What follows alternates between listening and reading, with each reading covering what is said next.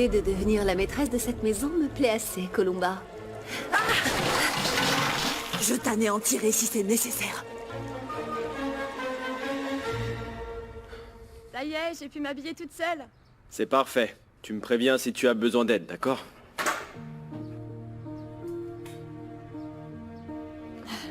Tu aimes ce que tu vois? Camilla, tu es magnifique. Et ton meilleur accessoire, c'est ce sourire.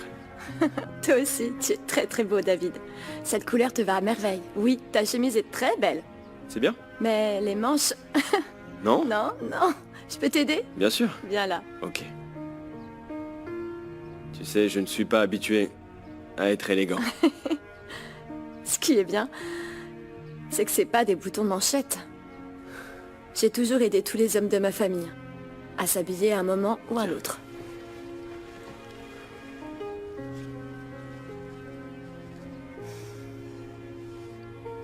Ça va? Non. C'est juste que je trouve que tes yeux sont plus tristes qu'avant. Qu'est-ce qui se passe? Non. Je pense que j'avais déjà un regard triste avant. Celle qui a de beaux yeux ici, c'est toi. David, si tu continues à me dire ce genre de choses, je vais finir par y croire. Eh bien, tu devrais. Je ne sais pas comment Callisto fait pour ne pas reconnaître ta beauté tous les jours. Enfin, bon. Je vais aller voir s'ils ont besoin de quoi que ce soit, ok? À tout de suite. Oui. J'y vais.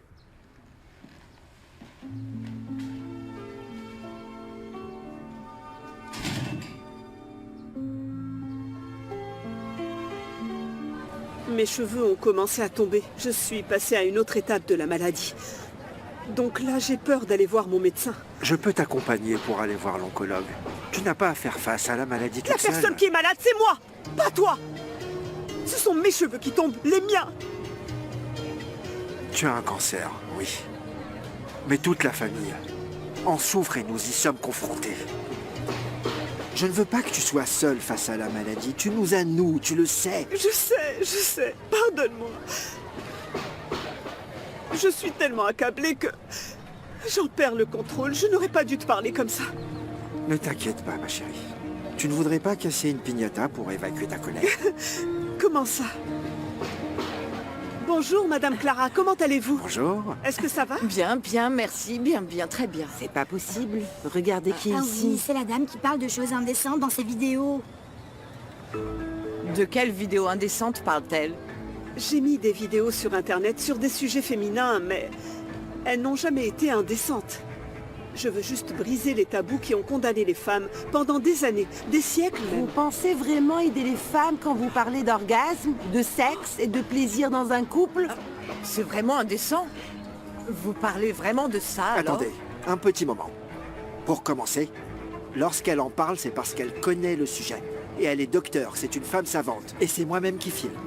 Oh non, mais ça, c'est vraiment le comble. Dans quel monde vivons-nous? Donc maintenant, le mari soutient les dégénérescences de sa femme. Vous êtes vraiment des pervers tous les deux. Depuis de nombreuses années, nous avons été jugés pour avoir voulu profiter de notre sexualité quand elle n'a rien de mal. Encore moins quand nous pouvons en profiter seuls ou avec nos partenaires. Les mentalités sont trop fermées. Et si les femmes jugent les femmes, c'est parce que peut-être elles ne profitent pas pleinement de leur sexualité.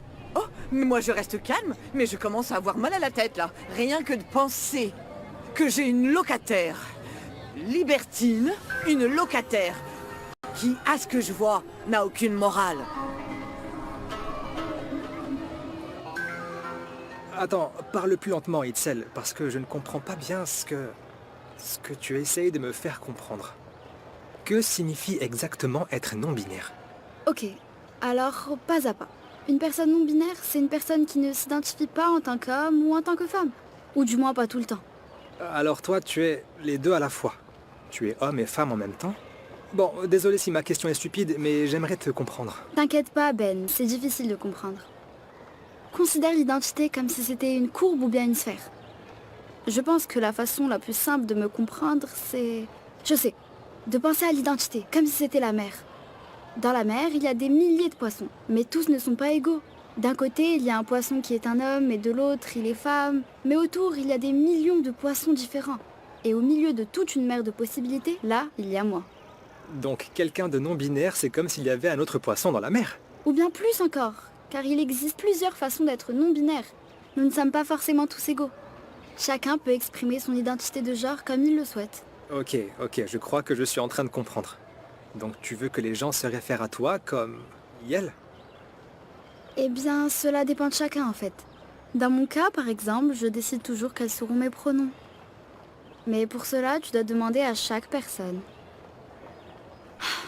Je sais que cela te semble complexe, mais en fait, c'est que je ne me connais pas encore et que je me trouve. Et je te l'ai dit parce que tu es mon petit ami. Merci. Prends le temps dont tu as besoin. Et moi aussi, je comprendrai petit à petit. J'ai une autre question. Être non-binaire signifie que tu aimes les garçons et les filles. Pas nécessairement. Il peut y avoir des non-binaires hétérosexuels, homosexuels, bisexuels. Mais dans mon cas, je t'aime toi. Moi aussi, je t'adore. Je peux continuer à t'appeler Maouistiti? Je préfère mon Wistiti. Très bien, Maouistiti. Alors on a toute l'après-midi pour que tu continues à m'expliquer tout ça.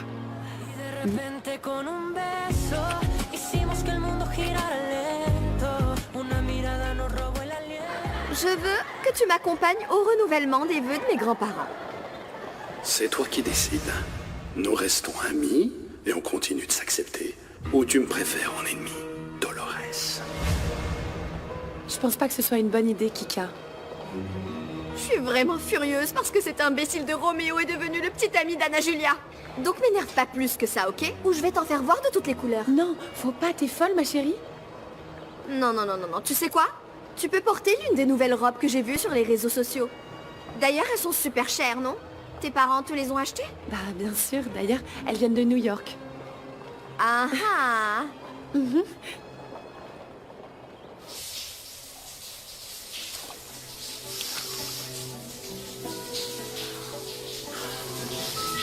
Columba, arrête, Columba. Je t'en prie, arrête. T'en as pas marre de te rabaisser comme ça? J'essaye simplement de te récupérer. De te faire ressentir mon amour. Ma passion pour toi. Columba, on n'est plus mariés, toi et moi. Nous sommes officiellement divorcés. Si tu insistes sur ce maudit divorce, je te préviens que je ne te laisserai plus revoir les enfants. Je te jure que tu ne reverras ni Kika, ni le petit Oliver. Je te le jure. J'espère que tu aimes l'eau froide.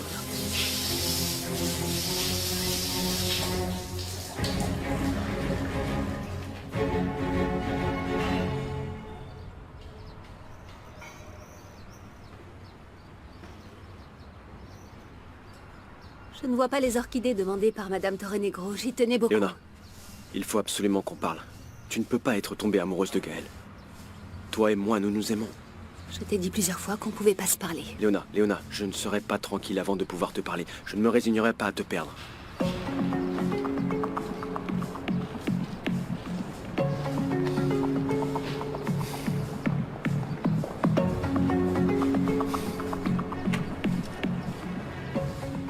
Tu ne peux pas savoir comme je suis heureuse que tu puisses sentir tes jambes, maman. J'y ai pensé toute la journée. Tu peux sentir ça, maman? Oui, ma fille. Si tu savais le bonheur que cela me procure. Et toi, comment tu vas, mon amour? Franchement, c'est un peu bizarre. J'ai l'impression d'être vide à l'intérieur. Je vais bien avec toi parce que tu as toujours été bonne avec moi, mais... Papa, je sens qu'il est plus distant que jamais. C'est comme si je ne l'intéressais pas et ça me fait mal. Et même si j'essaye, je ne peux pas m'empêcher de penser à mes parents biologiques. J'aimerais beaucoup voir une photo de ma mère, savoir à quoi elle ressemble, et essayer de comprendre pourquoi mon père était un lâche. Alors les filles, tout est prêt dans le jardin. Les invités ne vont plus tarder. Papa, tu penses que tu pourrais m'aider à en savoir plus sur mon père biologique ?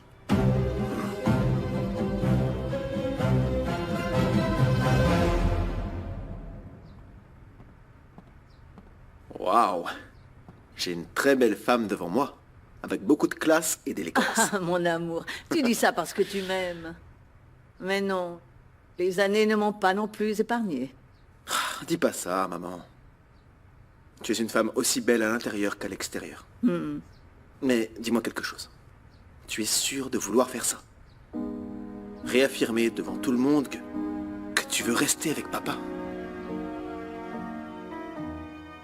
Les affaires du prêtre sont toujours pas là, c'est vraiment très urgent. Ah, Apollo. Enchantée, je m'appelle Léona Bravo. Léona, quel plaisir de vous rencontrer. De même. Eh bien, vous allez enfin connaître mon rôle au sein de cette famille, non? Bienvenue à vous. Merci beaucoup, vous êtes bien aimable. Waouh! Léona! Anna Julia, comme tu es belle.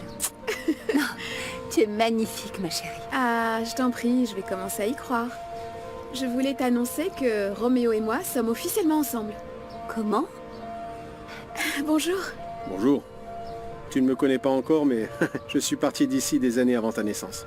Oui, D'accord. mais je te connais en photo. Oui, moi aussi. Oui. Je suis ton grand-oncle, Apollo. Hein? Enchanté de te rencontrer enfin. De même. Vraiment ravi.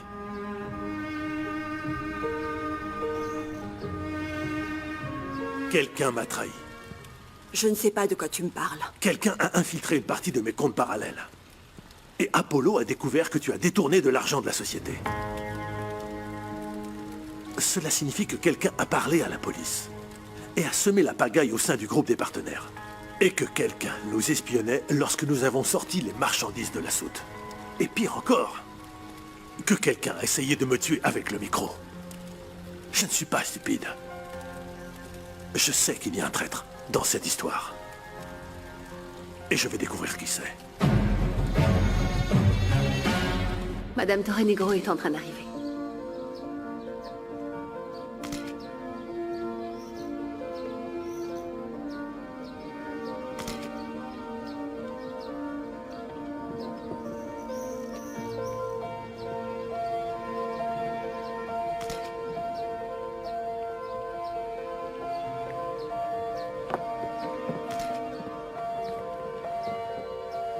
Père José, nous sommes enfin prêts, Josépha et moi, à renouveler nos vœux.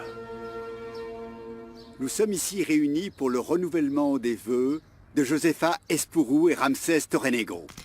Mais avant de commencer la cérémonie, j'aimerais demander si quelqu'un voudrait s'opposer à cette cérémonie ici, aujourd'hui.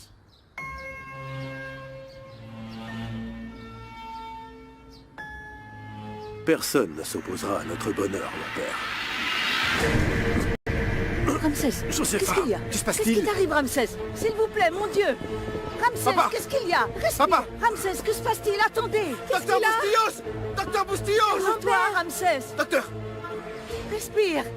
On dirait un syndrome coronarien aigu. Appelez une ambulance, vite! Une ambulance! Une ambulance! Une ambulance, vite! Une ambulance! Respire, du calme, respire, t'inquiète pas. Ramsès, du calme, respire. Respire. Un verre d'eau, s'il vous plaît! Madame Consuelo, le docteur va bientôt vous recevoir. Merci. Suivez-moi, s'il vous plaît.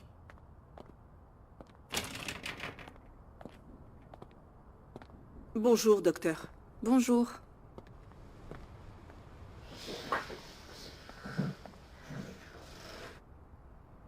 Malheureusement, les séances de chimiothérapie n'ont pas donné le résultat attendu. Et les tumeurs n'ont pas réduit en taille.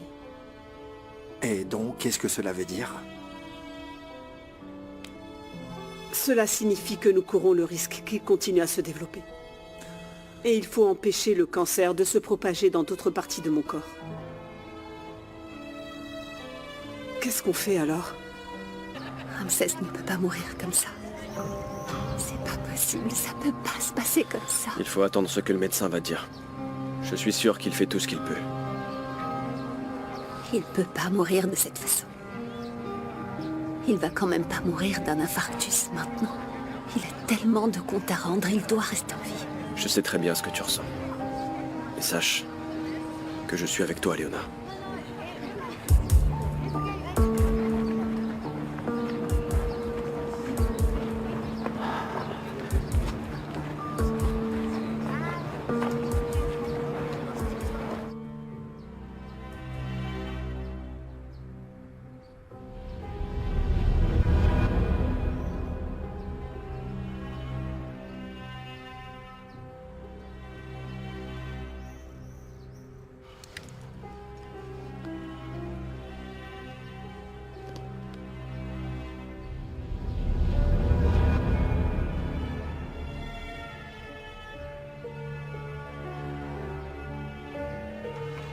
Je trouve vraiment incroyable que cela soit arrivé à Ramsès juste avant le début de la cérémonie. Je ne l'avais jamais vu aussi démuni. C'est fou, comme s'il était... Un simple mortel. Sache que le destin a des façons incertaines de nous envoyer certains messages. En particulier ceux que nous avons refusé de voir. Tu parles de ton propre frère, le père de mes enfants. Il est dans cette chambre et il est entre la vie et la mort. C'est l'homme avec qui j'ai partagé presque toute ma vie. J'ai tout partagé avec lui et je lui ai promis un amour éternel. Je sais. Est-ce que tu as réfléchi un instant à ce qui t'arriverait le jour où Ramsès ne sera plus là? Oui, oui, oui, oui. Le jour où Ramsès mourra. Je t'en prie. Personne ne sait ce que nous réserve le destin. Peut-être que je mourrai en premier. Mais si Ramsès meurt, avant toi, tu seras libre. Tu te souviens de ce qu'est la liberté? Ou pas?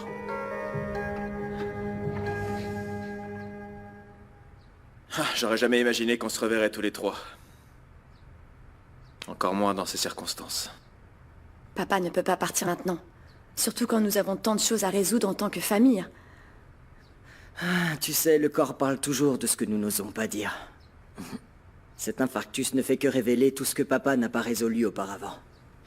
Et ce serait terriblement ironique qu'il s'en aille justement maintenant, alors que toi tu reviens. T'as mal en réalité, Gaël. Je suppose que t'es le plus affecté par tout ça, non? Tu as toujours été le chouchou d'entre nous. Celui qui fait des blagues, n'est-ce pas? Mathias, on te l'a déjà expliqué. Tout ce qui s'est passé il y a des années n'était pas intentionnel. Gaël et moi pensions que papa allait changer. Je sais que tu le détestes, mais c'est notre père. Ramsès Torrenegro nous a fait des choses horribles. Mais il nous a donné la vie. Nous devrions tous prier pour qu'il conserve la sienne. Écoute, Mathias, je sais que c'est pas le meilleur moment. Mais je pense qu'il est juste et nécessaire que nous parlions.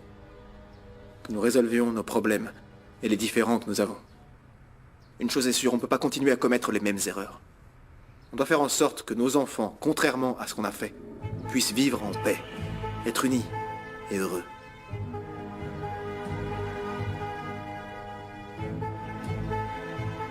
Tu crois que grand-père va s'en sortir? J'espère que oui, mais il était très mal. Je l'aime beaucoup, et je ne veux pas que ça se finisse mal pour lui. Tu crois que grand-père est un homme bien? Bien sûr que c'est un homme bien. Pourquoi tu dis ça? Parfois, papa et mon grand-père Apollo pensent que je ne les écoute pas. Mais ils disent que grand-père Ramsès fait de mauvaises choses dans la vie. Ne mens pas, et ne dis pas de mauvaises choses sur papy. C'est pas bien de faire ça. Mais... Tais-toi. Va-t'en. Tais-toi, menteur. Je te déteste. Va-t'en, je ne veux plus te voir.